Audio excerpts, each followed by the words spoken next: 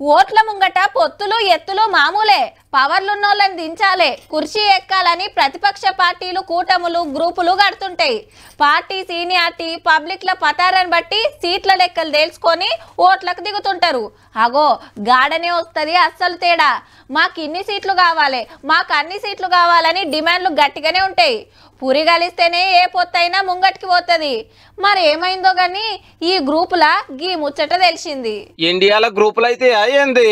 అందరం ఒకటై కొట్లాడదామని కాంగ్రెస్ అంటుంటే మేము సొంతంగా పోటీ చేస్తామని కొన్ని పార్టీలు అంటున్నాయి. మళ్ళా ఏ పార్టీతోటి పొత్తు పెట్టుకోము, ఒంటరిగా నిలబడతామని టీఎంసీ అధ్యక్షురాలు బెంగాల్ సీఎం మమతమ్మ అనుకొచ్చింది. మొదలు ఇండియా గ్రూప్ లో కామ్రేడ్లు కరెక్ట్ గా లేరు, మా సీట్లకే సూటి పెట్టిరు అనేది మేడం మాట.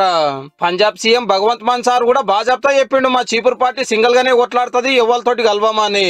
ఆ లెక్కన చూస్తే ఆమ్ ఆద్మీ పార్టీ అధ్యక్షుడు ఢిల్లీ సీఎం కేజ్రీవాల్ సార్ మాట కూడా ఇదే కావచ్చు. లేలే మీరు అట్లా మాట్లాడొద్దు, అందరం కలిసే ఉందాము, ఏదన్నా ఉంటే ఊకొని మాట్లాడుకుందామని కాంగ్రెస్ సీనియర్లు అనుకొస్తున్నారు. మమతా బెనర్జీ లేకుండా ఇండియా గ్రూపే లేదన్నాడు Jayaram Ramesh sir. NCP party కూడా ఇదే మాట అన్నది, ఇడిపోయే ముచ్చటే లేదని. పార్లమెంట్ ఎలక్షన్ లో బీజేపీని ఓడగొట్టేదానికి 25కు మీద పార్టీలు కలిసి ఇండియా గ్రూప్ పెట్టినాయి.